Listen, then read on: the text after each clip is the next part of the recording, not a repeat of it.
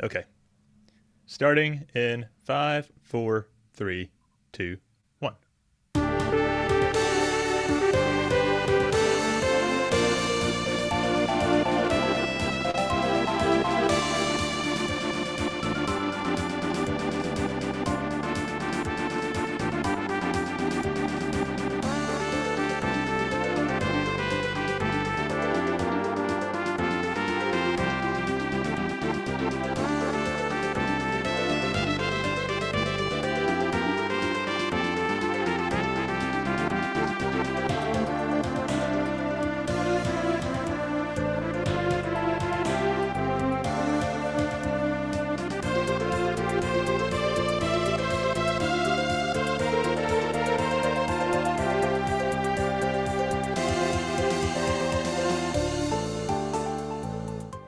Welcome to the RPG After Years, your weekly show covering all things RPGs from the past, present, and future.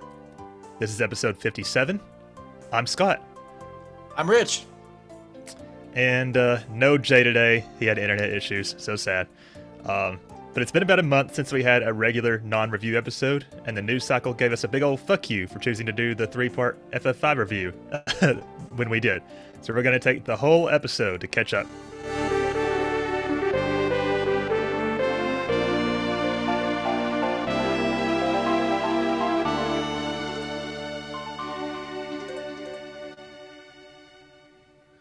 So before we hit that news, let's catch up. Richard, Ricardo, Richie Rich, what have you been up to? What have you been playing, my dude? Oh, I've been playing a few things. Not a lot compared to you is what I'm looking at. So I've been playing Resident Evil Revelations 1, and I beat that. Okay. Hang on. I was not prepared for that out the gate. That's the only thing I've beaten there, so you don't have to worry about that again. Awesome. We were supposed to Revelations review 2. that yesterday, by the way, audience, and Rich and I had a miscommunication regarding time zones and shit. So that'll happen soon. So then Revelations 2 did that. Played a little bit of Hades. Picked that up yesterday, the physical edition of that. So that's actually pretty fun. Surprised. World of Final Fantasy, obviously. You know, we're playing it for the glorious RPG club. Let me stop before you keep going. How are you feeling about Revelations 2 so far? It's not bad. I mean, it's basically the same thing as Revelations 1. The story, because I've beaten it before, long time ago. When it came out as an episodic thing on PlayStation 4, early. I don't know. It just I missed the Resident Evil zombie stuff. I don't know what it is myself. I'm not disliking the game, but I'm not finding Revelations 2 to be as fun as the first one. I don't know, me either. I've been playing it co-op with Corey, and the weird thing about this game versus every other co-op Resident Evil is that the player 2 does not really, they don't get as much agency, because like, as you know, player 2 in Rev 2 only controls the flashlight or the little spirit detector or whatever, depending on which character. So it's like he doesn't get to do as much. And I don't know, it feels less budget to me than the first one, or like lower budget, I guess. I don't know. Yeah. And then how far into Hades are you? I don't really know if there's like a checkpoint or anything. Like the whole thing is you're just trying to get out of the underworld, and you die a lot, and you keep coming back. Were you enjoying it though? Yeah, I'm enjoying it. It's pissing me off because I get to the very first boss, and she wrecks me the entire time. So it's you grow after each time. You go back, you upgrade your stuff a little bit, and then you try it again. Then she spanks you, and you do it all over. Interesting. The obviously Hades has gotten all kinds of critical acclaim, and everybody loves it. Apparently, it was nominated for Game of the Year last year. I have not had the urge to try it just because I told you this before we started recording, but it's a roguelike, and that is not a genre I really enjoy. But I've also heard people who also don't enjoy roguelites say something similar. So I'm not sure. It's pretty fun. I'll probably end up playing it at some point. And then, how far into this section of WoF are you? World of Final 9? Fantasy. 9? You're in chapter 9? Yeah, chapter 9. That's the one right after the checkpoint. Yep. I just haven't played Chapter much. 9 is super short. Like it takes like 20 minutes if that to get through. So it's the next chapter that's kind of a bitch, but I'll let you discover that yourself. Awesome. I haven't hit the checkpoint yet. I just got to the chapter 11 and I was like, okay, let's save this so I hopefully actually remember what's happening. All right, continue, sir. I started Evil Within. Evil Within. Oh yeah, you were talking about that in my stream. Yep, I started that just a little bit. Convinced your buddy Lauren. I talked to her. Yeah, we chat. We chat now. We chat now. Just slide into her DMs. I still don't like her taste in music, but whatever. It is what it is. So she's on board with that. So maybe get you and Corey to try that. Have you played any more? Like whether or not you decided if you actually like it or not? Yeah, it's not bad. Like I am now, I think in chapter 2 or 3, basically after the whole city goes to crap fest, and you're now in this other, I don't know, some shit hit the fan. Okay. I don't know what's happening. I'll watch a trailer finally, I guess, and see if it's something that I think Corey and I might be interested in. Because I hear that this one is not the best one, but Evil Within 2 is really good. Okay. Real quick, Funky Finsta in the Twitch chat says, is this a podcast about rocket-propelled grenade launchers or not? Funny you ask, Rich, if you'll remember, we did an ad or a promo ad for the show one time where we were like trying to figure out what RPG actually stood for. So a glorious ad. Yeah. In case you're not joking, this is about role-playing games, Funky. So not weaponry. Right. We don't do that here. And I think that is, I played some Destiny, but is what it is. Destiny 2? Yeah. Okay. I have no interest in anything you might possibly say about that. So I have nothing to say about that. Yeah. Is that it? That's basically it. Okay. So. Well, I've got like a paragraph of things here because it has been like over a month since we did a catch-up segment, I think. Naturally. Yeah, right. This you would have this if it's like 2 weeks. It would be like one line shorter, okay? Yeah. So I actually picked back up Final Fantasy 1. I streamed that a couple of times. I did figure out how to get the PSP to stream to Twitch. Or to hook that up to the capture card anyway. It's I'm still doing the bonus dungeons. I finished the Lifespring Grotto once, but you have to finish it twice to fight both bosses at the end of it. And so I'm on like floor 14 in my second run. But once I do that, all I have left is the final dungeon, and there's like one more bonus dungeon, which I think is supposed to be an absolute terror. So not looking forward to that. But I'm getting there. I'm making progress, slowly. Also played Hollow Knight some more. Have you played Hollow Knight, Rich? Oh, yeah, I forgot I did play that a little bit on your stream, when you were doing your stream. And I don't like that. Why? Why don't you like it? I just don't like it. Maybe I should give more time to it. Well, that's exactly what I was about to say. I don't dislike the game, but it's definitely not something that I have fun streaming. It's pretty. It is pretty. If that's anything. It's fucking hard. And then I don't know. It's just like I wasn't really having fun streaming it, so I put it down, and I don't plan on streaming it again. But I might go back and play it some more on my own personal time. Corey and I have been playing The Medium, which is another horror game. Isn't that the one that you were on the stream for watching? Or am I mistaken? No, I didn't catch that one. Okay. That's getting better. The plot heated up quite a bit. It hasn't been as scary as I was hoping, though. It's more of like almost like a psychological horror so far. Although there's this one monster that is creepy as fuck, and I'm hoping we see more of him soon. We also started up Metal Gear Solid 3. that's a series that Corey and I have been slowly trying to work through. Um, have you are you a Metal Gear fan, Rich? Nope. No. Nope. Okay.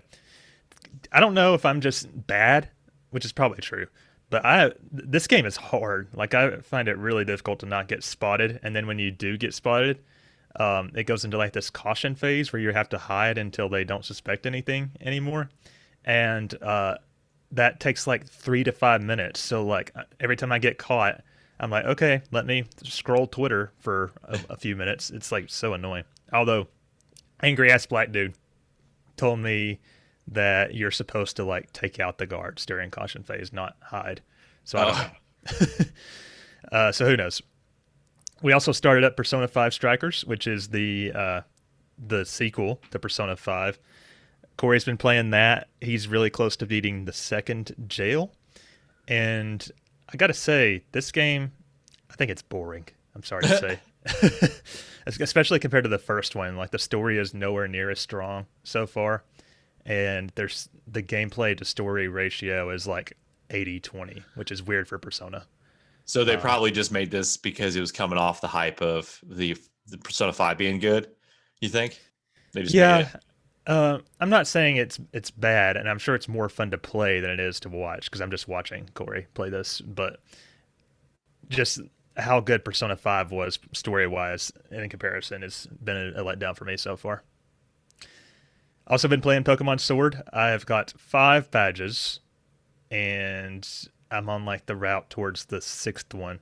So making progress in that. That's a game, another stream game that people seem to really enjoy watching, and so it's fun to do that. So I guess I'll have that finished before too long, and then we can have like a 4-way review. Oh man, yeah, that'll be fun. We've been talking about doing the Pokemon review forever. It's been out for a while. Yeah. I also tried out the Project Triangle Strategy demo. I think that's really fun. Although the story, I was surprised by how much story there was in that demo. I haven't actually finished the demo yet. I just did the first battle. I do plan to go back to it, but tentatively, this seems like a game I'd be down for. You haven't tried it, have you? No, but I'm almost suspecting this is going to turn into Octopath 2. Well, it has a very similar visual style. Or actually, it could end up being was it Final Fantasy Tactics? Octopath Traveler. That's what it looks like a baby between those two. So, yep. You should. Do you like tactical RPGs? I need to give them a better chance. Honestly, I don't know the long battles, like Fire Emblem and all them. I don't know. Yeah. Okay. I should try them. I've also been playing Revelations 2. I don't have too much to say about that because I fit my opinion while Rich was talking about it in. Still been playing Ring Fit Adventure, doing the new game plus max difficulty run. Shit is hard and makes me sweaty and out of breath on stream. So, but people like it. Yeah, they seem to. They want to see you struggle. All the thirsty people out there. I am one of them. Just shh, don't tell Corey that. Okay, I won't. And then also been playing Shadow of the Tomb Raider, and I cannot remember if I've announced this on the show or not, but we did beat that.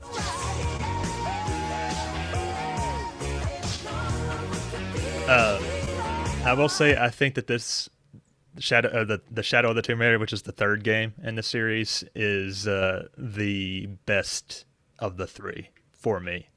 I know a lot of people like the first one the best, but I think it's pretty close for me. But Rise, which is the 2nd one, was a far distant 3rd for me. So with this is a series, right? The Tomb Raider series for the Shadow and the newer remakes of them. Would that? Yeah, it's a trilogy. Do well? You think they would do well on Switch? I know I want everything on Switch, but I'm just saying. I think it's. I don't know. Like these games are beautiful. Like they look really good. Okay. So I would be surprised if they put it on Switch, they would have to seriously downgrade it, I think. But what about the rumor of that Switch Pro? I don't know. I feel like there's always a rumor about the Switch Pro. There's been we've been talking about it for a couple of years. Yeah. I mean, I definitely think we're getting one. eventually. It's just a matter of when. So yep. But I'm still playing that, trying to 100% it. I've been doing some of the DLCs, getting real close on that, so I'll be able to put a bookend on that soon. Cool. We also picked up Super Mario 3D World. I've played it on the Wii U. I 100%ed it then, but we got the Switch version, and I've been playing through that with Corey. I think we're at World 5. That's been a lot of fun, although there's been some points where I was starting to suspect that it might be the cause of our divorce. So, yeah. So can you play that online with people? I think so. Why don't we ever play that? Do you have it? We need to, yeah. That might actually be fun because we could set up a time and then the three of us could get in on there. And I know Jay has it too. I mean, his schedule's a little harder to work with, but yeah, that'd be fun. We should think about that. Yeah. Of course, been playing WoF. Already said where I'm at on that. Real quick, I've been finding WoF to be difficult, like kind of hard, and it's surprising because I'd always heard that this was like baby's first Final Fantasy type deal, like supposed to be really easy. Does it have? I think might have a steep learning curve. Like all of a sudden it's easy, and then just shoots up difficulty. Maybe you think? I haven't ran into any problems yet, but there were a couple touch and go moments where I'm like, oh, I got to use a healing potion. Right. But hopefully that'll get a little easier. We'll see. And then finally, I've still been playing Zelda 2. I had given up on it because fuck Zelda 2. And this is for Bill's side podcast project. But Palace 3 broke me, and I swore to never stream it again, and I'm not going to. But I tried playing it off stream yesterday, actually, and beat the 4th Palace. So I'm still going on that. Hopefully it won't break me again. But yeah, I think that's about it for my games. That's all, Rich. Just a few there. Just a tiny bit of games that, we talk about. So in the way of announcements, speaking of the RPG Club, if you haven't gathered, the current game is World of Final Fantasy. Our current checkpoint is to complete Chapter 11, and that is due by Sunday, March 28th, a week from right now, as of this recording. But it'll be just a few days by the time this airs. For those that don't know, the RPG Club is basically a book club that we do with our community just for RPGs. And we pick a game every so often, and the patrons and us hosts vote on it, and it's a good old time. So, yeah. And we actually have one more announcement. The Materia Lockdown is starting on March 28th as well. For those that don't know, the Materia Lockdown is a community charity challenge organized by Bill, our UK host, who it's basically like you play the OG Final Fantasy VII, and there's this Twitter bot that Jay has created that assigns jobs, like job classes, to your characters as you get them, that determines what type of materia they're allowed to use. So, for example, a black mage can only use green materia or something like that. I don't know if that's actually true, but yeah, it's that time again. This is our 3rd annual one. All the proceeds go to the MNDA, which is the Motor Neuron Disease Association. Are you planning on doing this at all this year, Rich? Yeah, I need to. Like, I didn't play last year because I think last year is when FF7 Remake came out. Yeah. Mm-hmm. So we were all deep into that. So I need to fire this up and give it a whirl. I contemplated out with Bill about how to make it a little more challenging or help to raise more money, but I don't know if he implemented it. So I was saying, like, you roll for the chance to have a job class, and then you can pay like $1 or $5 to the donation to add a materia to your job class. So I don't know if he ever thought about doing that. I think we'll find out in just a minute, because we do have a tea time, and I thought while we're talking about it, we'll go ahead and play it. Sure. I myself plan to go back to my file from the first time we ran the materia lockdown. I did beat it, but I didn't finish all the side quests, so I want to do that. And I'll probably stream that, and any money I make off those streams, I'll probably go ahead and donate to the MNDA. So nice. Yeah, so let's go ahead and see what Bill has to say. Hello, listeners. Oops, I was supposed to do the jingle first. All right, well, let's go ahead and see what Bill has to say. And now, it's time we join an old friend once again. It's tea time with Bill. Hello, listeners, and have I got a hot one for you? Yes, there is a hot, steamy cuppa coming to your desk, and I hope you've strained your tea bags and added in whatever sugary goodness you've got, because it's time for a tea. It's time for tea time with me. And it's me, Bill, the Golden Balls host. And yes, I'm here to talk to you about a little event that we have every year here on the RP Gay podcast, and that is the Materia Lockdown. Yep, it's come full circle, people. And if you are listening to this on the day of release, on the Thursday schedule for the general public, then it starts tomorrow, the 26th of March. Can you believe it? I can hear heads popping and exploding all over the place with, oh my god, it's tomorrow! It's tomorrow! Fucking hype! No, just me. So yes, Materia Lockdown is back. And this year I've made a few little minor tweakies and changes here and there. One of which is I have removed the Onion Knight job. Yes, people, you heard me right. I have removed the most OP job that there was in existence on the lockdown run. So what was the Onion Knight job, I hear you ask? The Onion Knight job was basically you could use whatever materia you want. And I came to realise from a lot of people that as soon as they got one Onion Knight, it was basically easy mode for the game. Just having one character that you can just give whatever magic to. Apart from obviously a certain flower lady, she might not be the best Onion Knight going forward, but everyone else, it was just too OP. So I've decided this is a challenge. This is supposed to be a good challenge. So I've taken it out, and it no longer exists. So you will not be getting Onion Knights this way, people. Freelancer is still there. Now I have added. You'll like this one. I've added the Beastmaster job. That's right. Oh, also, by the way, Time Mage got the chop, but I won't go into that. He knows what he did. He knows what he did, and HR did not approve, so Time Mage is gone. All right? Gone. Yeah, I've added the Beastmaster job, which means you can only use the yellow materia Manipulate. So that's going to be a nice bit of fun. So I'm very pleased. I'm very pleased with this year, and I hope we get a lot of uptake. I want people to play it, man. I want to play it, and also I want to try and raise as much money as possible for motor neurone disease, as always. So the runs that we have this year, because we have also got a new run, people. So you've got the standard single materia one, where you can only each character will only be able to use one materia at a time. You've also got the combo runs, where you can use any combination of materia. Blue Mime Risk, where you risk getting the Blue Mime job. The Blue Mage or the Mime job. Hardcore Run, which means you only get the bastard jobs, basically, which includes Beastmaster.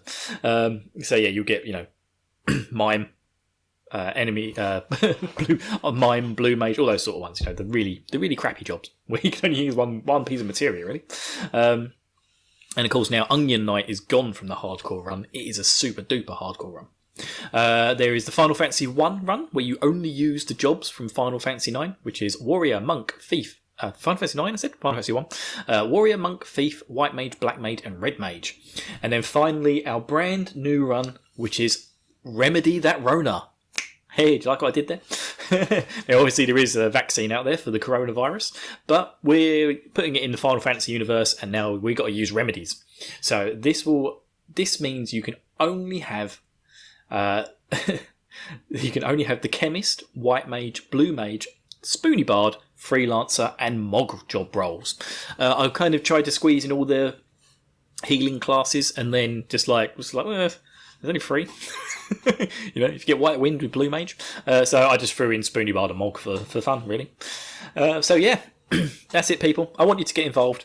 enjoy the event. It's going to last for 3 months, give you time to finish it. I'm going to be live streaming my run on Twitch, and I will be using the RPG Twitch account, RPG Gay Twitch account, to do that. And I will also...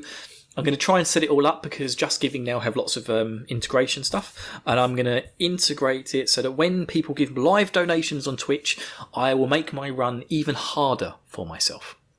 You heard it right, people. You can get on Twitch, and I'm not allowed to use the word punish for some reason, but you can try and make things more difficult for me as I go. I haven't quite figured out all the bits I'm going to have, but there will definitely be a level where if you donate, I think I'm going to do $20 live on stream, and I will sell off a piece of materia of your choice. Yep, I will go to the nearest shop when I can. I'll immediately unequip it, of course, and I'll go to the nearest shop where I can and sell it. So yeah, if I've just done all the chocobo breeding to go off and get knights to the round, and then someone donates $20 and said, "Sell it," I'm gonna be like, "You beep," and then go and sell it. That's what I'm gonna do. And there'll also be a level where I'll be blind. You can pay for me to be blindfolded for parts of the run. and there's one more, but I haven't quite thought of what it is yet. So suggestions on a postcard. You've got one day. But yes, that's it from me. So again, Materia Lockdown. I'm really excited about it. I know Scott's excited about it, and I know Rich said as well. If we reach our target of $500, he will run naked through the streets, which is what that's his standard thing that he likes doing anyway. So yeah, get involved, people. Let's raise lots of money for motor neurone disease. As you'll know, it's a cause close to my heart. My mum sadly passed away from motor neurone disease, and it was horrible. So I want to do what I can to try and ease other people's suffering going through the same thing that I went through a few years back. But yeah, that's it from me. Your steaming cup of tea is probably gone to cold by now, and I imagine Jay's sharpening his Tonbury knife because I've gone over 5 minutes. So I'm going to let you go back to the guys, and I will speak to you all on the flip side. Love you all. Peace out. Okay, Rich, I think you and I need to pool our money and really fuck over Bill on his run. Yeah, that's what's gonna happen because apparently I'm gonna run naked. Yes. Did I agree to that? Was I drunk? I have your contract right here that I may or may not have forged your signature on. No. Shit. Okay, fine. So I'm thinking I'm gonna make him sell the enemy skill materia because there's only 4 of those. And you can't get any more, and that's that kind of breaks the game. So I'm hoping some of the listeners might jump in on this and make him sell his restore materia on top of that. We can get a really good run going. Oh, I'm so gonna burn him! It's gonna be awesome. You can tell he's excited. I'm also pretty excited because, like I said, I too will be streaming it. But yeah. It should be a fun time, so hopefully everybody will sign up for the lockdown, and we will get locked down. Get out of lockdown while we're doing the lockdown. Does that make sense? Out of quarantine while... I don't know. I don't know what I'm trying to do there. I get what you're throwing down. I understand it completely. We're breaking free to be locked up in the Materia Lockdown Challenge. Exactly. Yes. Okay, you ready to move on to the news then? Let's get on to this beefy mess. Hear ye, gather round for all your news. Stop your clatter and listen close. Alas, you won't believe your ears. Listen close for the news. Okay, so this news is a few weeks old now, but I think it's probably arguably the biggest thing that has happened since we've done news. We have gotten lots of Final Fantasy VII Remake and miscellaneously related news. This happened during a PlayStation State of Play, and they actually closed off their presentation with this, which I think speaks to the power of Final Fantasy. So we're just going to go ahead. I just love how Square Enix is basically taking control of the PlayStation lineups of things. We got Final Fantasy 16 was the first launch game that it showed, or first game they showed whenever they did their PS5 stuff, and now they're closing out the show and everything with Final Fantasy stuff. So it's we know about these other games, but we gotta let Papa Square Enix come in and do their thing. Right. So the first thing is here, Final Fantasy VII Remake Intergrade has been announced, and it's coming to PlayStation 5 on June 10th. And basically what this is it's just the upgraded PS5 version of Final Fantasy VII Remake. Not much in the way of new features from what I saw. There's an upgraded graphics performance mode, of course. You can choose between, I think, either resolution or FPS as like what you want prioritized. Yeah. There is... Oh, Rich, you'll love this. This is probably the most exciting thing for you. There's a photo mode now. Motherfucker. That's one of Rich's pet peeves in gaming for some reason, is the addition of photo modes. Why? It does not bring anything. Bring me the story. Bring me the part 2. Stop dicking around with this photo mode shit. Sorry. Yeah. Let's see. There's also some quality of life stuff, like making your materia equipment easier. There's new trophies, a new boss battle. I'm just reading the article here. I was not actually aware of this. New arena challenges. Oh, and a boss replay mode. That's actually really cool. That's something I had wished at one point that was in the first version. But yeah, are you going to pick this up, Rich? Already pre-ordered. Okay, nice. I didn't know that pre-orders are live. I don't think I've pre-ordered it yet. Yeah, go do that. And while we're talking about this PS5 version, so this month, one of the free PlayStation Plus games is Final Fantasy VII Remake. And apparently, if you get the game that way, you will not be eligible for the free upgrade to the PS5 version. And I think that's caused some controversy. Do you have any thoughts on that, Rich? It shouldn't cause controversy because they gave you a free game. They gave you the PS4 version of it. If you want the PlayStation 5 version of it, you need to buy it. So I agree. It is what it is. Stop complaining about free shit. Although that does bring up a good point. Rich, why did you pre-order it because you already have it on PS4? I mean, you've known me for a while now that I have to have copies of these things physically. I understand. Honestly, I have to. Square Enix has their little greedy hands in my wallet all the time. They're like, "You got money? We'll take that." Honestly, I'll probably end up doing the same thing. Yeah, you will. However, the things that I've listed off so far are not the biggest piece of news related to this PS5 remake. And that would be they are also adding a new DLC episode revolving around Yuffie. So you will be able to play as Yuffie during this DLC, and it apparently showcases her with her gang of ninjas who are called the Shinobi, I believe, infiltrating Midgar. They're on some kind of mission assigned from the Wutai government to collect intel or something, or steal materia. I don't remember exactly what the premise is. Yeah. But you'll control Yuffie. It takes place at the same time as the Part 1 remake. I remember there was a scene where Yuffie is like spying on Tifa and Jesse and Biggs from like across the street or something. And it looks like there's some new characters along with her. Namely, one of your party members is Solon, I think is his name, or Solon. And only Yuffie will be playable, but he'll be in your party. It looks pretty cool, and it's interesting to see Yuffie in the remake style finally. What do you think about this, Rich? It's still too early to tell like exactly how I'm going to feel about it. If it's done right, how they've integrated all that, then great. I'm excited for it. But if it's just something to add to it, just to add, might not be a fan of it. But it does look pretty good. I'm excited. I'm going to play it. I just hope that they don't do this going forward with part 2, where they have part 2 that comes out, and then let's say they do like a Vincent DLC, an episode Vincent, an episode Red, or whatever. Like I don't want them to do that. I'm a little concerned by that, if that makes any sense. I do think one good thing about this is that means that they've already programmed a playable Yuffie, and she would have presumably been in part 2. So the good thing about that is that's already done. I'm sure that is a huge piece of development or work that goes into these games is creating the characters and their fighting styles.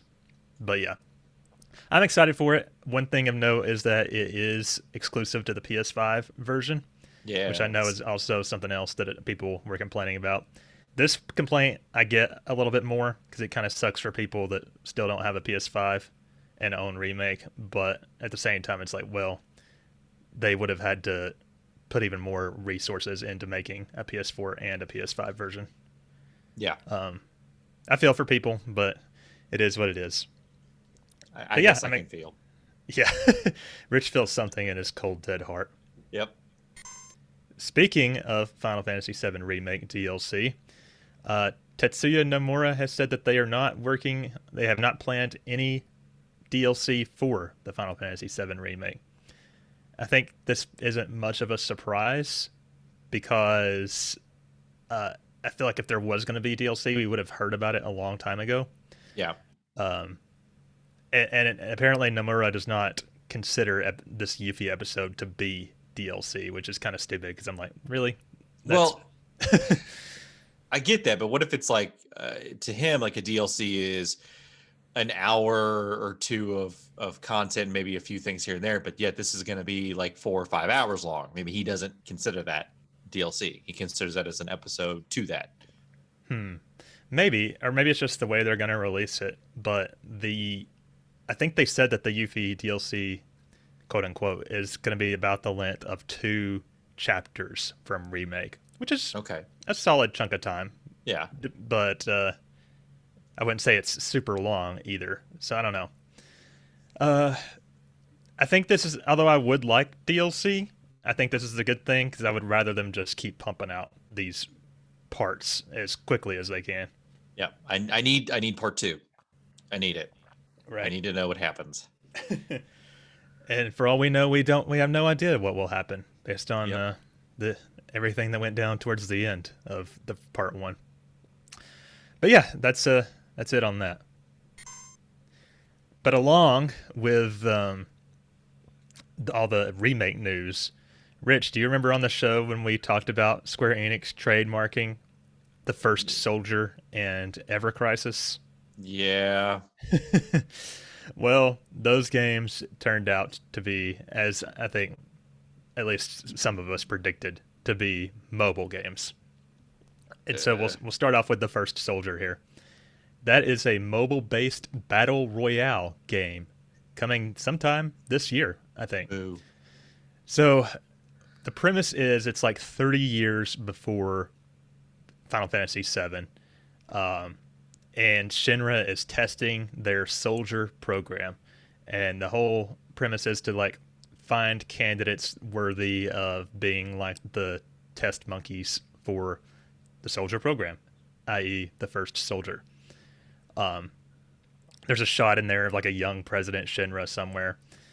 I will say, for a mobile game, it looks pretty, the presentation of it looks pretty high. What do you think? Boo. In general, boo. But, I mean, it does look good. It really does. But I just don't know. I don't think this would be whatever. My opinions don't matter right now. It's already happening. It's coming. I will try it. We will try it. I was going to ask if you planned on giving it a shot. You know we will. We'll talk about it off. We'll probably see what it is and then try to play it together. And I don't know. It's just I don't think these resources should be, if they want to complete Final Fantasy VII compilation, finish the freaking game and then do these things. Yeah. Well, I'm sure it's a separate team working on it, but I'm not really excited about this one either. It's Battle Royale is not my thing. Frankly, the idea of a Final Fantasy VII Battle Royale is just something that I could not even have like imagined. But who knows? Maybe it'll be good. However, there is the other. Oh, before I do that segue, everybody was thinking the First Soldier was going to be about Sephiroth. I'm sure Sephiroth will be in the game somewhere, but yeah, you're gonna get through the whole battle royale, and Sephiroth is gonna come kill you at the very end, and he'll be the first soldier. That's what happens every time. Sephiroth. Yep, and then you're dead. Yeah. Yay, I'm number one. Conk. But the other mobile title is one that I am a little bit more excited about, and that's Final Fantasy VII Ever Crisis. It's coming to mobile next year, and basically what it is, it's like a retelling of the entire compilation of Final Fantasy VII. So Before Crisis, Dirge, Crisis Core, Advent Children, even the OG FF7. It's all being retold in like this. The overworld looks kind of similar to the graphics of the original FF7. Yeah. And then in battles, it actually uses models from the remake. So in that sense, it is similar to where like the battle graphics are better. It's a turn-based RPG. Rich, this is something I'm actually pretty interested in. Yeah, I am too, actually. This one makes more sense than the stupid-ass Battle Royale game. Yeah, for sure. I just wish it was coming to like Switch or something, because I don't want to play it on my phone. Yeah, I agree. Maybe they'll go the route of like the 15 Pocket Edition. That's what I'm hoping. Ooh.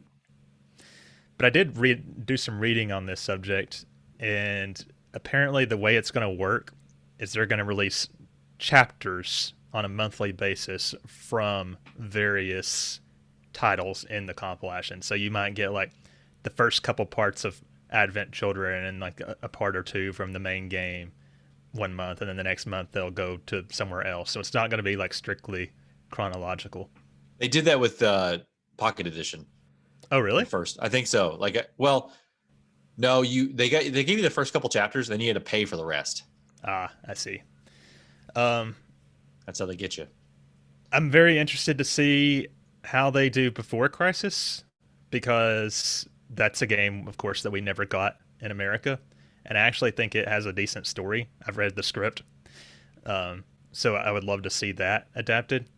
Yeah. It's also really interesting that they're doing Advent Children, which, I mean, as everybody knows, that was a movie, so it'll be cool to see how they adapt that.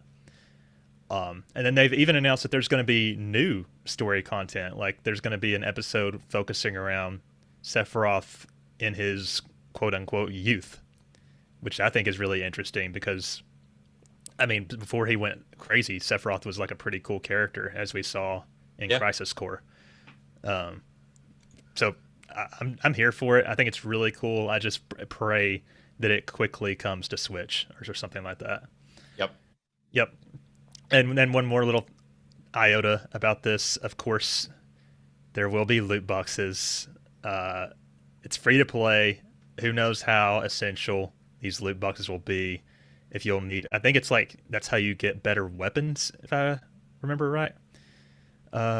Yes, that's exactly. Yeah, you get better weapons and some gear and stuff like that. So, I mean, they got to make money somehow. If it's free to play, you have loot boxes guaranteed. Yeah. Here we go. Some of the special weapons also come as a set that includes new costumes that were not in the original games. So that'll be cool. Sweet. Okay.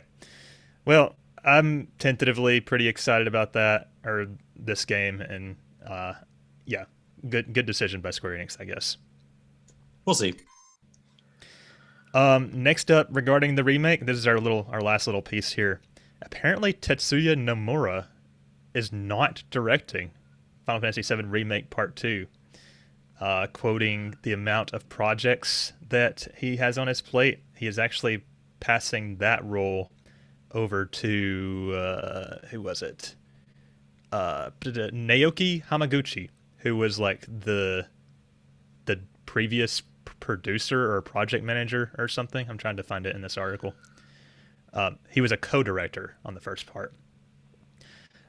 Nomura said that their actual jobs are not changing much at all. It's just like a title formality thing. But then I have to wonder why even do it then. Yeah, I don't like that Nomura is not directing it, because let's be real, this is his baby. Like this whole stuff is his.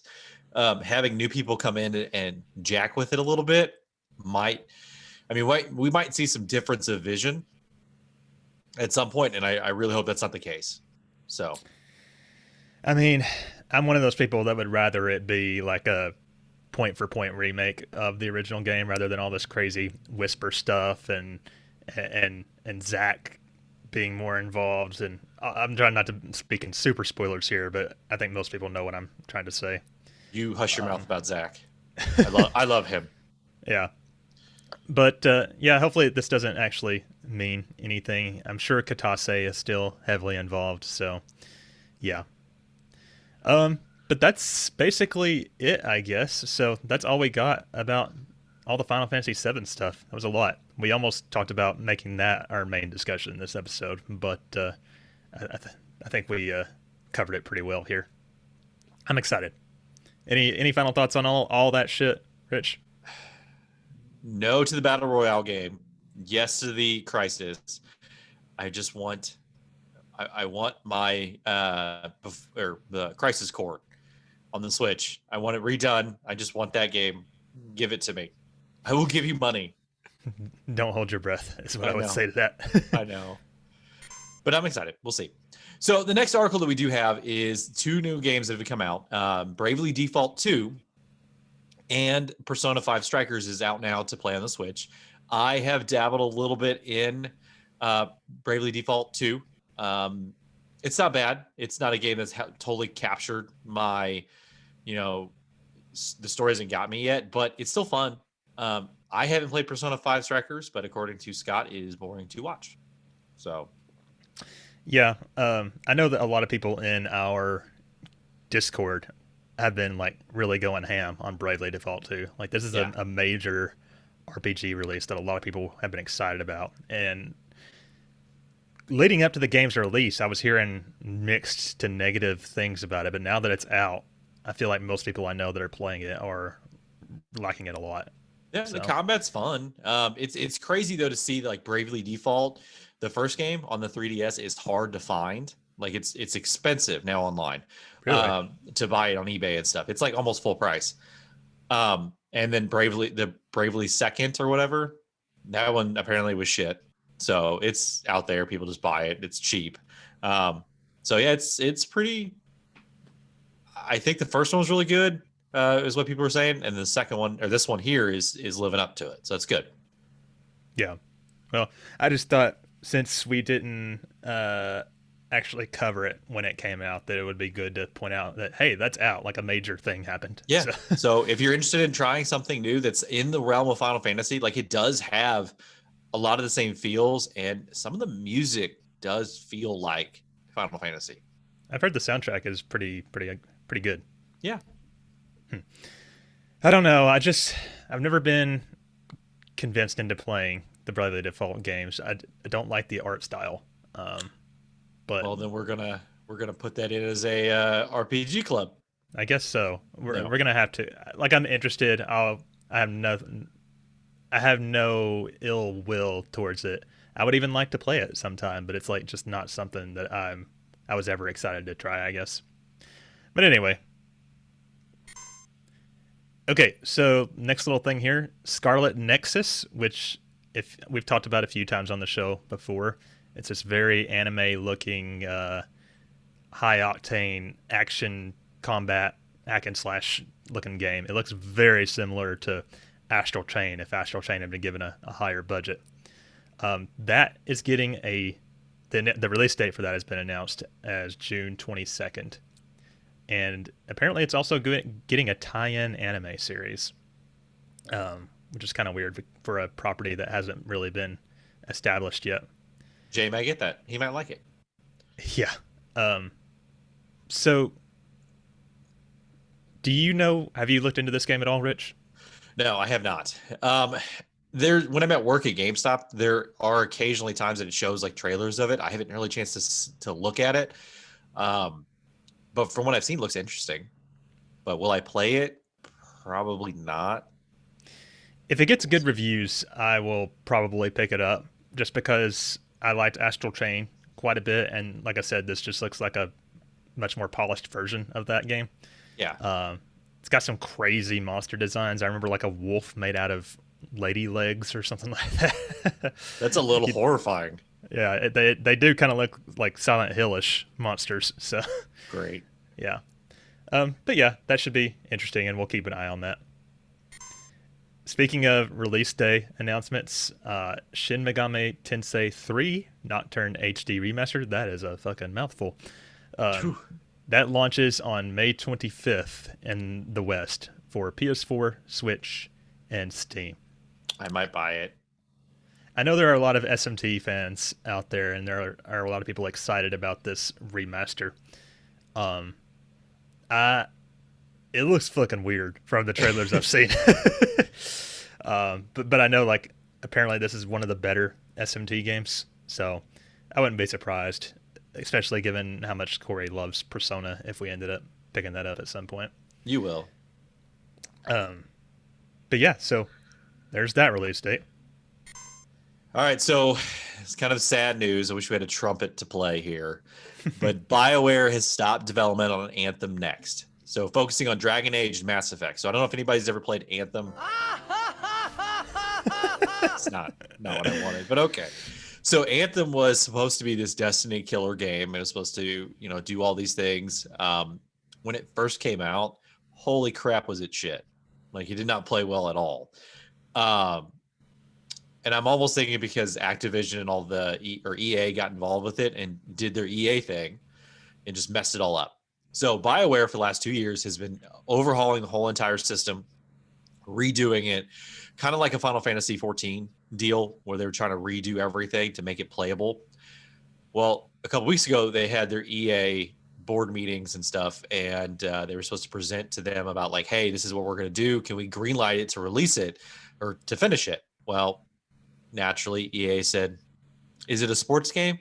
No. Sorry, we can't do it. So they killed it, basically. So it's no longer happening. BioWare has now shifted all their resources back to Dragon Age and Mass Effect.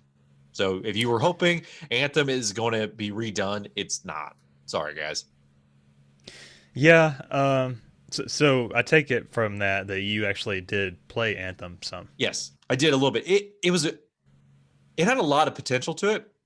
And the story had potential, and the way it looked and felt like it was a complete horizontal and vertical game. Like, you could fly up and down, like, all over the place, fight, shoot. It was supposed to be interesting, but it never executed right. Not enough loops and things, and it just didn't pop off. It didn't take off at all, and like I don't think I ever heard much positive about it. And yet I know that this announcement disappointed a lot of people. Yeah. I mean, to put it in perspective, like 2 years ago, when I first got hired on a GameStop, they had a sale for that game for $5, brand new. Wow, that is crazy. Yeah. Yeah, I'm a little flabbergasted by that. I have a lot of friends that play Destiny, and by virtue of that, they also end up dabbling in all these other similar games like Anthem and Valheim and Outriders and all that. And so I know that this came as like a kind of a major shock. But on the other hand, I imagine that there are some people excited about that second part of the news where instead they're focusing on Dragon Age and Mass Effect. Yeah. Go ahead. It just seems like, we're not creating new things. We're just taking the same series and keep continuing them. Like, granted, Final Fantasy is the same thing. Well, not really the same, but it's a different game and story. But with these, it's like, okay, we'll continue. We won't try anything new. Anthem was a new IP. So. Right. Well, EA is gonna stick their grody dick in the soup and stir it up. Yeah. We're gonna add loot boxes to this thing and jack it all up. We don't want that, sir. Too bad. But I am excited for more focus on Mass Effect. That's a series I could really see myself getting into, despite having not played.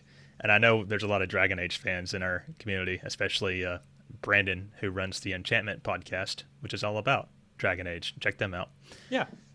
But yeah, it's sad, but this is the times we live in. Exactly. Speaking, I didn't do this on purpose, but the next article is also about something that is being ended. So Kingdom Hearts Union Cross and Dark Road, which, as people know, is the mobile game for Kingdom Hearts that's been going on for years. They are ending service for that in May, which is kind of shocking because Dark Road, which is like the side mode that focuses on Xehanort and his backstory, that just came out like late last year, if I remember right.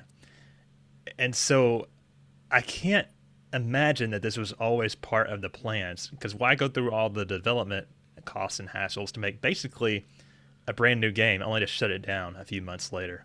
They probably just couldn't. There wasn't a player base on it. Yeah, I would like to see some figures to know, like, is it successful? Are they just done with it because the Xehanort saga ended with Kingdom Hearts 3?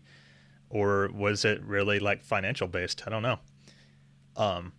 The good news is they are making an offline version that you can play, I think in your browser or whatever, which is cool because there is a lot of like lore and backstory to Kingdom Hearts loaded into this mobile game. I've never played it myself. That would be cool. I mean, I might actually play that if that was the case. Because there's all kinds of shit that happens in there. Like, I know they just finished a Wreck-It Ralph storyline, which is not something that has been in any of the other Kingdom Hearts games. But yeah, maybe they're just trying to wrap things up with that whole plot arc. But yeah, too bad, so sad. I was never going to play it anyway, so. And Pokemon's dead. No, I'm just kidding. Sorry. Well, Mario is being executed at the end of the month, as everybody knows. So. Yep. So we have a bunch of Pokemon news to go over, so we'll round up with that. So as you guys know, the 25th anniversary of Pokemon has happened. So with that comes a lot of great content stuff, a lot of things that probably wouldn't ask for.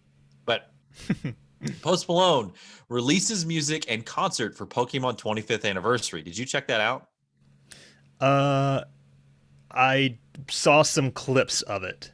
I did not actually go in and watch the concert. It was like 12 or 18 minutes long or something, which I couldn't believe they put that much effort into, because I don't know if you saw anything, but it was like a CG Post Malone surrounded by Pokemon. Like, they made like a mini movie out of it, kind of.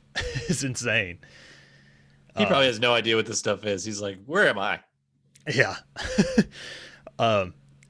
It's kind of funny because he was mostly just singing his normal songs during this concert, which, as you know, are not kid appropriate. Yeah, there's his song Circles, that it says like something about it was just the sex, though, that like he actually used that line during this CG concert as like Lugia flies overhead. And then all the memes came out, and they're like, Post Malone said sex in front of Lugia. Yes. That tickled me. Great times. And also, along with, Post Malone, we have the great Katy Perry releasing an album with Post Malone in the fall of 2021 to celebrate the 25th anniversary of Pokemon. Apparently she's a big Pokemon fan. I don't know. But cool. If you're a fan of Katy Perry. It also, this reminds me, it's like whoever organized this 25th anniversary celebration, they got given like a PR budget or something. I just imagine them being like, okay, how much creative control do I have? I can do anything? Okay. And then like nobody ever reeled them in or like did like any checks or anything on what they had scheduled or whatever. Yeah, it could have been like two people that said, hey, let's take the original red, blue, and yellow and release them for Switch of the 25th anniversary. And there's this other guy, it's like, hey, I got a better idea. Let's get Post Malone and Katy Perry to do music. And they're like, yes, that guy, dude, you're fired. Yeah. It's just funny. It's I'm here for the lulz, I guess. Yes. Great time. The first song that Post Malone put out was like a cover of I can't remember the song name right now, but it was like a Hootie and the Blowfish song.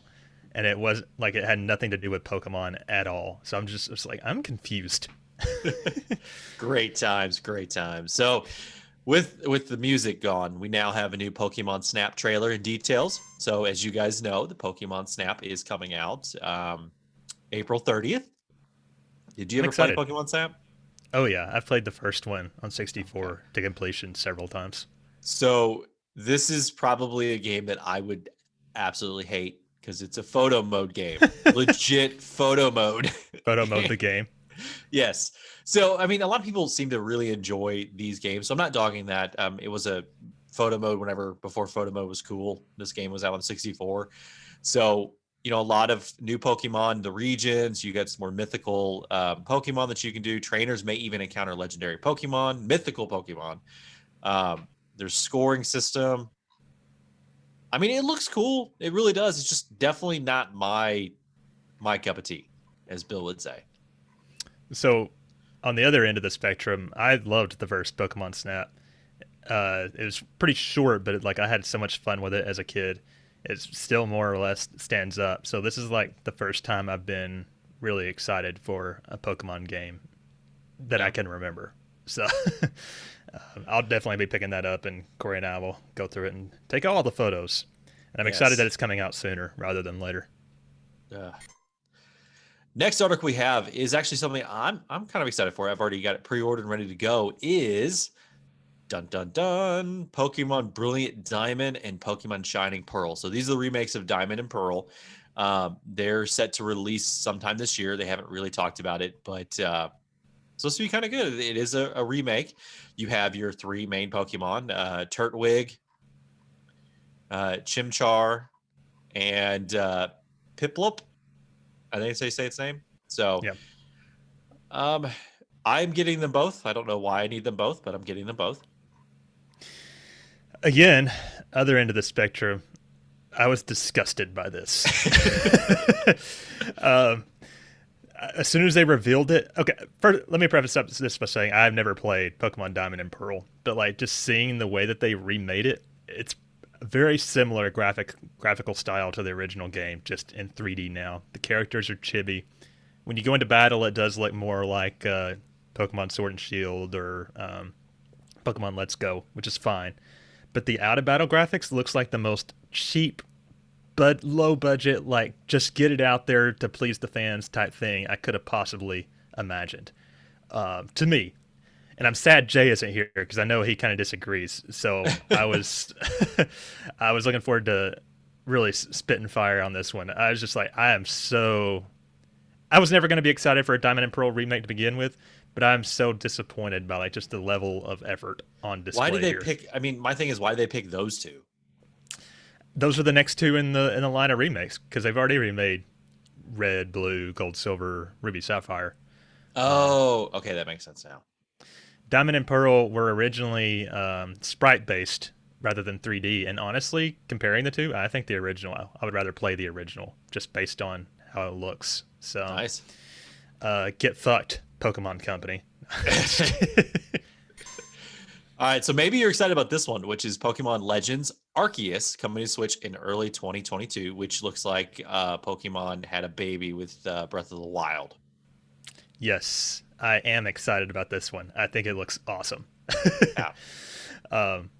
There are some concerns with the frame rate that we saw in the trailer. It looks, hopefully that's just early footage and it's going to improve as time goes on. But like Rich said, it's Breath of the Wild meets Pokemon. It looks like there's no transitions between the overworld and the Pokemon battles. You just go right up to them. Apparently, the wild Pokemon can attack you directly if you don't throw out your Pokemon. That's weird. It looks open world. I think I'm really excited for this, and if they execute it properly, I think this could be a badass game. It's kind of like what I always wanted from Pokemon, rather than being this cookie cutter game where they always follow the same formula. But yeah, what about you? I mean, if Pokemon can attack you in the wild, attack you directly, that's kind of wild. I like to see that. It sets up very nicely for a lot of the legends of how that all became, how the original Pokeballs were used, and there's not a lot of information yet to fully grasp it, but I did pre-order it, so we'll see.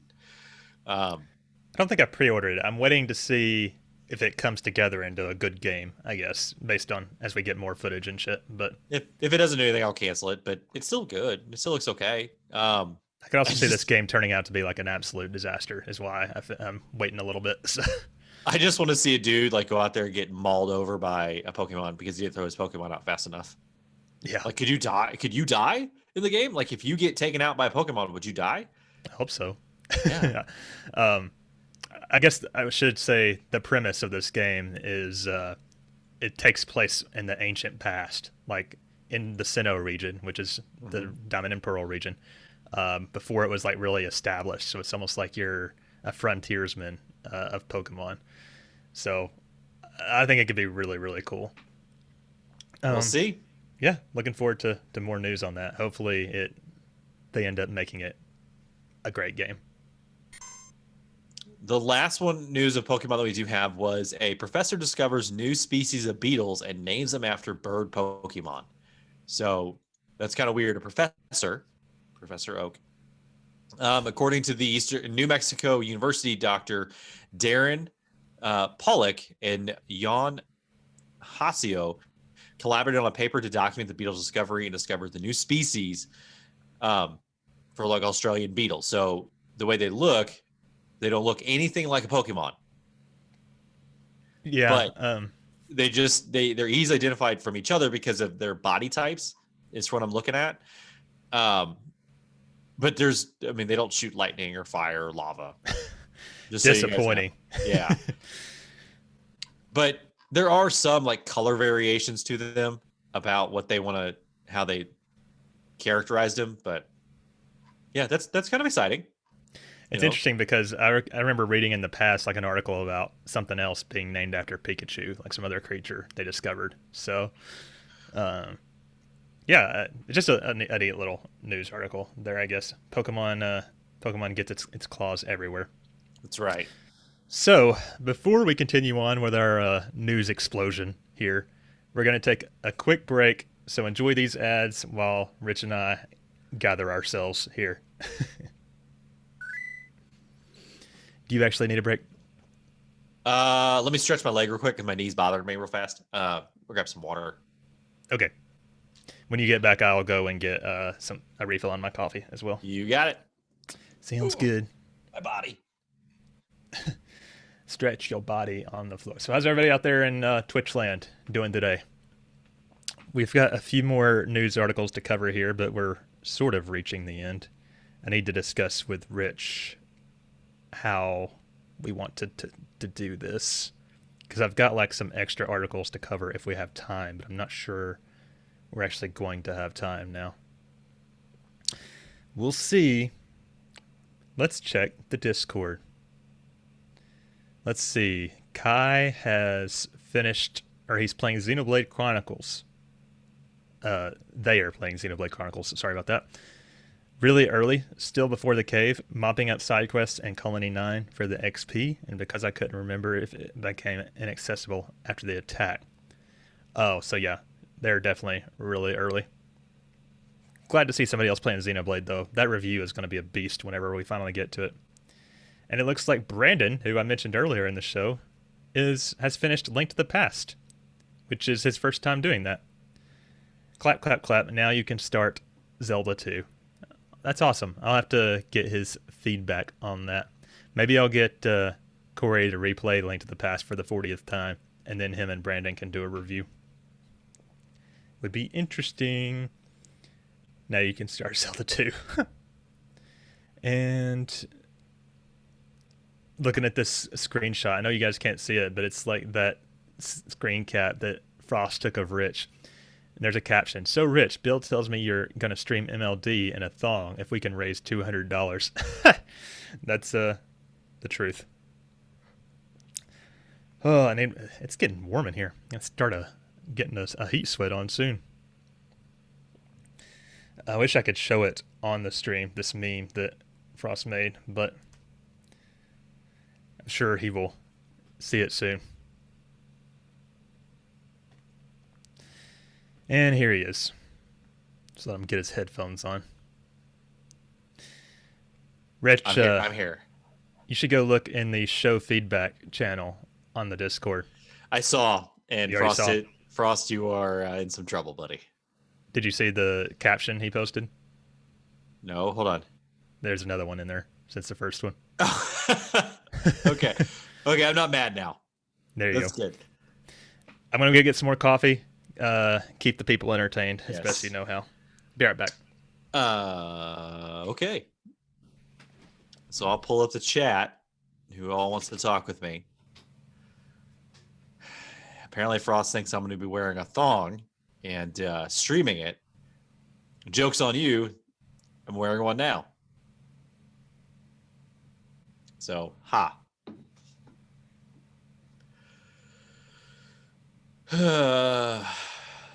How's life out there, everyone? This is why Scott doesn't leave me alone.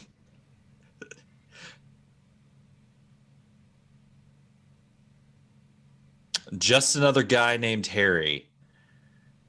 I'm assuming beer, Doritos, and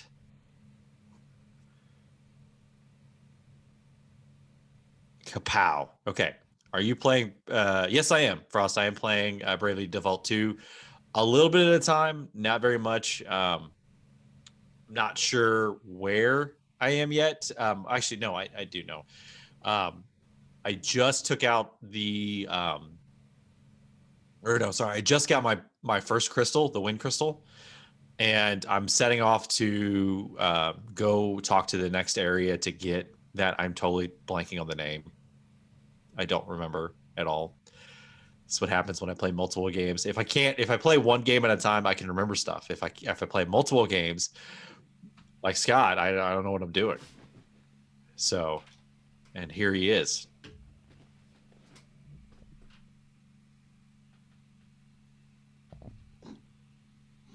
What did I miss? You left me alone, and we lost all of yours. No, I'm just kidding. Sounds about right. Okay. We are about an hour in, so I don't think we're gonna have time to do the news shit before or after that around here. If only we have time.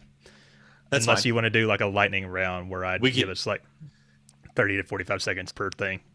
Let's do that. Timer. Okay. Let's just do that. Let's do just quick rapid fire kind of thing. And Frost, yes, I'm headed to the desert. There you go. Awesome. And I joked with him. He said I'm going to wear a thong and stream that, but I'm already wearing one. So I thought you said you put on pants earlier. I'm still putting on pants, but doesn't mean I can't wear a thong underneath it. Hey, I'm wearing one right now too. So there we go. It's the RPG After Years thongs, guys. We have those. We should start selling those. Okay, you ready to get back to it? Let's roll. Starting back in 5, 4, 3, 2, 1. And we're back, and we got another pretty major story here. Microsoft's acquisition of Bethesda is complete. They are now fully Microsoft owned and controlled, for better or for worse. I know that Phil Spencer put out some statements about this, and like Microsoft tweeted about it, and it was like they put on a big show of like reminding everybody this is happening. I know we've talked about this in depth before on the news segments, but any final thoughts about this, Rich? If that means Bethesda games do not come to PlayStation, that kind of sucks. But again, the capitalist side of me is like, that's just how it goes. So if they want to do that, that's on them. Yeah. I just hope not. I really hope they still release games on other systems. Yeah. We'll see. I would be surprised if they didn't come to Sony, but they kept coming to Switch just because Microsoft and Nintendo seem to have a pretty good relationship these days. They also announced on the same day that like 20 of the most well-known Bethesda games are coming to Game Pass. I think it was like all the Dooms, all the Fallouts, all the Elder Scrolls, and some other stuff I'm not remembering off the top of my head. But as a Game Pass subscriber, I'm like, hell yeah. Not that I'm really into Bethesda games in general, though. But yeah, one of the biggest companies now belongs to Microsoft, so it'll be interesting to see how that affects the industry as a whole going forward. So Octopath Traveler sales exceed 2.5 million. That was something they probably were not expecting at all. So with being a new indie or new IP for Square Enix, and I enjoy it. I need to finish it, but it's a really good game. Great job to the team that did that. You never did finish it, right? No, I did not, because it's long. Yeah, that's what I've heard. I've heard mixed things about the game. A lot of people really like it, but a lot of people don't enjoy how the characters' plot threads don't really connect at all. Yeah. I could see myself playing it one day, but yeah, good on them. And I guess that means they'll keep making games similar to this style. I mean, who knows? Maybe we'll get like an FF6 remake in that style. I would love that personally. Yeah, that'd be kind of cool. We'll see. Disco Elysium Final Cut is coming to consoles. I was surprised by this because I didn't know that it hadn't already come to consoles. So I thought it did. But it's like the full, like full hog edition of the game. I've heard good things about the game. Apparently the story is really good. So yeah, I'll probably end up picking this up at some point down the road. It's on my my list there. So yeah, looking forward to that. All right, Here's Project the big one. Athia. Yeah, it's a big one. Project Athia. Everybody was clamoring for figuring out exactly what this one was going to be about. People thought it was going to be FF16. No, it's actually called Forspoken now. So that's a title, which weirdly enough, it's done by the same team of Final Fantasy 15. And there are a lot of speculation that this is a prequel to Final Fantasy 15. I hadn't heard that part. Yep, there's a lot of speculations on it. So it's probably not true. Let's just be real. But a lot of the landscapes and some of the shots look like some of the landscapes in EOS, which is the world in Final Fantasy 15. Yeah, I was gonna say that. Don't get me wrong, the game looks amazing. I'm very hyped for it. However, looking at some of the environments, I was reminded of how empty they look. Yeah, And they reminded me of FF15 in that way. So maybe. Yeah, but like I said, this game looks hype as hell. Like, it looks dope to me. Yeah. I think it might be the first game I've seen shown for the PS5 that I've been like, that looks like a next gen game. Yeah. It's got a black female protagonist named Frey, and I think she looks really awesome, and that's exciting to have like a diverse character like that as a lead. We saw a big ass dragon. That part reminded me of Game of Thrones. Yeah, I don't really know what else to say, but like, this is going to be no matter what pre-order. Like, they've already got my money. I've been sold on it type deal. Yeah, we'll just have to see what it comes out with. There's a lot of, it's too early still to see what it's going to be like. So I'm still waiting more details on it. If all of a sudden they slap out and say, Forspoken Final Fantasy 15 story, and it'd be like, oh crap. Yep. And that was what they end capped that Square Enix Presents presentation with, and that was like the one thing that they didn't announce they were going to be talking about beforehand. And it is by the 15 team, so it's using that Luminous engine, which is the same engine as FF15, right? Yes, it is. So yep. So I'm trying to keep my expectations in check because everybody knows FF15 was a good game, but in many ways a bit of a letdown in some areas. So hopefully they really pull it together and just give us the game that everybody is hoping Forspoken will be. We'll see. One other detail to this story. Apparently, I can't remember the exact details, but like in the press release or something, the game is referred to as Witch, which was apparently at one point the code name for Agni's Philosophy, which was that tech demo that they did years ago for the Luminous engine that a lot of people thought was going to be FF16. So it'll be interesting, and that tech demo looked really cool to me too. So it'll be interesting to see if Agni is in this game or if it ended up being the same game, because that seems to be what the evidence points to. We don't have any confirmation of that, but yeah. Did you know the voice actor is a British actor named Ella Valansky, who was in the lead role for Charlie's Angels reboot? I did not know that. Yep. She did have a little segment of the presentation where she talked about playing the character and stuff. And she's a beautiful woman. Oh yeah, but I'm not sure I'd heard of her before. She's newer. Gotcha. Yeah, can't wait to pre-order it. Excited. Finally, speaking of the Square Enix Presents, I found this morning. I wasn't aware of this, but they are already planning another Square Enix Presents. Don't have an exact date for that, but it says there's another one right around the corner, and that will be sometime during the summer. I actually watched the Square Enix Presents live. Not a whole lot to get excited about there. It's the first time Square Enix did their own like direct style presentation. But the cool thing about it was, other than Forspoken, they pretty much said exactly what they were going to be talking about before the presentation. And I know there were a lot of people that were still like butthurt, like, I can't believe they didn't announce, FF6 or show more FF16 or 7 Remake Part 2 type shit. I'm like, they did say they weren't going to do that. They told you what they were going to talk about before. Yeah. So I don't know why people were let down. It looked like it was mostly Western, their Western side of games that were getting shown off. I will say I am hyped about the new Life is Strange, though, but that's not an RPG, so I can't go on at length here.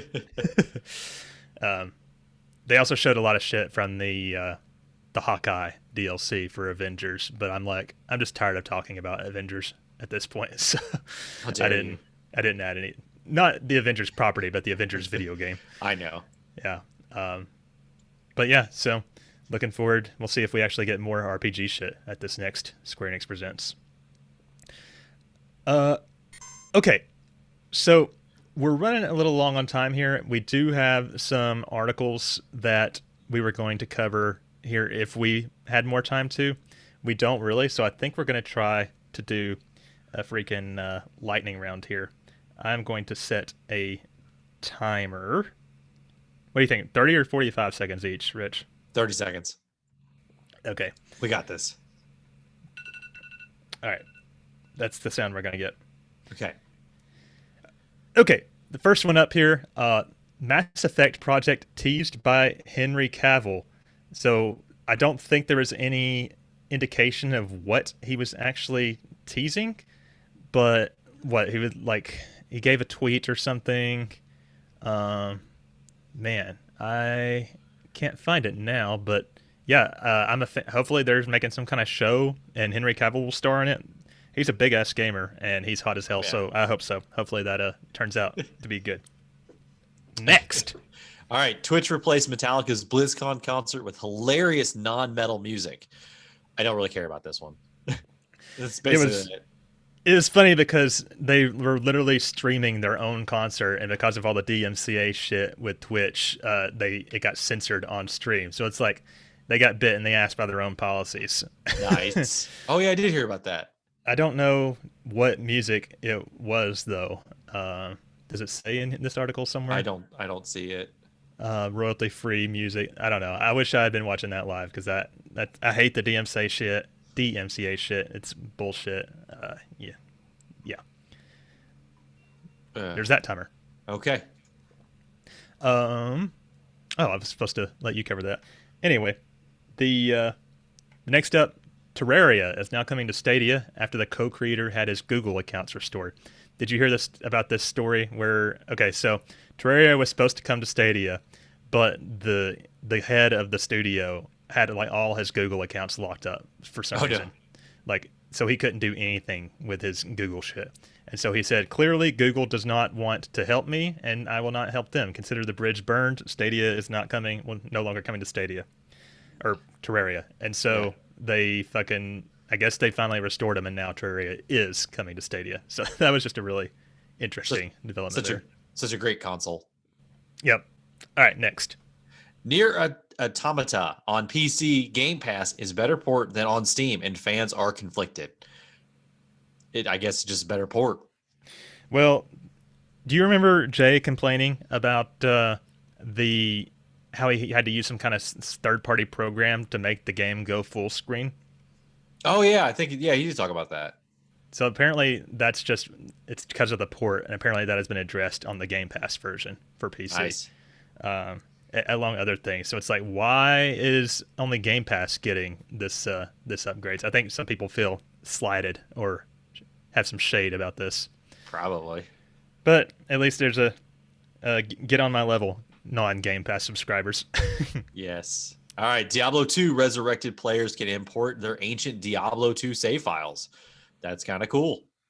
Yeah. So that's going to be really, I mean, they're different games more or less, right? Yep. It's not a remaster, Yep. it's a remake. So that's a really cool feature that I don't know that I've ever seen done before. No, I don't think I've ever seen it either.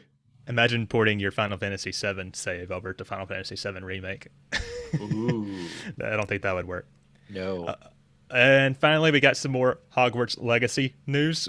They will allow for the creation of transgender characters, which is a really cool thing given the JKR's recent hostility towards trans folk. I think the developers really pushed for this, and kudos to them.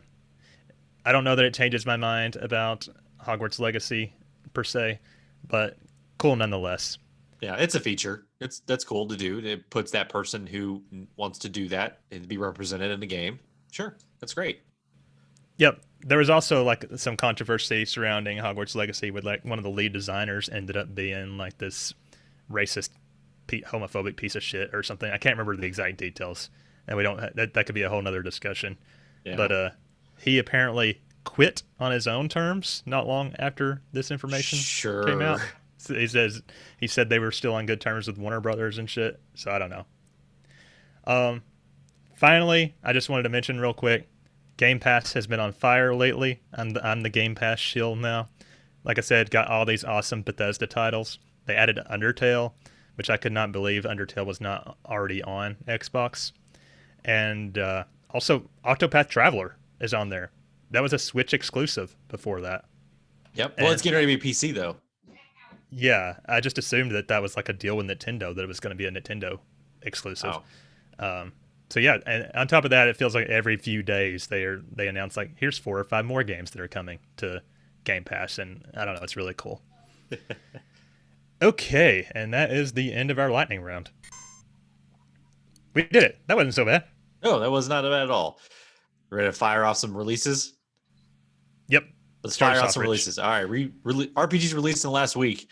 Marvel's Avenger. There you go, Scott. PS5, Xbox Series X upgrade March 18th. Saviors of Sapphire Wings and Stranger of Sword City Revisited. Switch PC March 19th in Europe. Story of Seasons, Pioneers of Olive Town. Switch March 23rd. Yakuza 6, The Song of Life. Xbox One, Xbox Series S, PC March 25th. And Black Legends. I don't know anything about that one. PS5, PS4, Xbox Series X or S, Xbox One, Switch, PC. About that. You also get lots of extra non-RPG reviews. We've been trying to do like one of those almost every week. So we've got quite the backlog of reviews now that are out there for anybody who was to come on and subscribe to the Patreon now. Let's see, what was the last one I did? I know we did a really good one on Super Mario 64 with Frost. The Blair Witch one. Yeah, we did Blair Witch. We were going to do Resident Evil Revelations, so that's coming up soon. Ori and the Blind Forest. It's going to be a grand old time. So go look forward to those. Also, if you're a patron, you get to participate in the nominations and voting for what game we play for the RPG Club. And that's just some of the highlights. There's even more benefits out there. You can find out more at patreon.com/RPGafteryears. It really helps out the show. Yes. And in case you guys are wondering, we are streaming live every Sunday on Twitch, usually 9 a.m. Eastern time at twitch.tv/RPG Afteryears. Now, that will be changing at some point. We haven't finalized when that is going to be. But yeah, catch us here on Twitch. At least we got 2 or 3 more weeks of the Sunday episodes, I think. Yes. So, I was hoping you would shout out my Twitch like Jay did last week. I don't shout out yours ever because I always forget yours at the Scott Spot. Yep, you can find me there. I'm streaming like 4 times a week. That's sometimes right. RPGs. So, another way you can help out the show is the merch store on Redbubble. You can find that at redbubble.com/people/RPGafteryears/explore. We've got shirts, we've got shower curtains, we've got mugs, we've got coasters, magnets, stickers. We got it all, except for hats, unfortunately. Or thongs. Or thongs, yeah. Damn. One day. Yeah. So yeah, look that up. And if you want to hang out and shoot the shit with us, the best way to do that is our Discord. The link for that can be found in the show notes or our pinned tweet on Twitter. It's hippin' and hoppin' and happening in there. That's right. Finally, another way to reach out, you can find the show on Twitter at RPG Years, and you can find me at the Scott Spot. You can find Jay at JD Hizzle. That's nice. And then you can find me at HailBlue1569. And if you want to look up Bill, you can find him at Matunica. I think there's a Materia Lockdown Twitter out there too. There is. I forget what it is. Is it at FF7MLD? I think so. I could be wrong about that. Just search Materia Lockdown. I'm sure that's the only account out there with that name. Yeah. So, that's going to do it for this week, everyone. It was nice just having a nice long news episode and catching up with Ricardo here. Yeah. So next week, Rich, Corey, and myself will be on deck for the Spider-Man DLC review in episode 58. But until then, I'm Scott. I'm Rich. Catch you guys next time. Bye. Bye.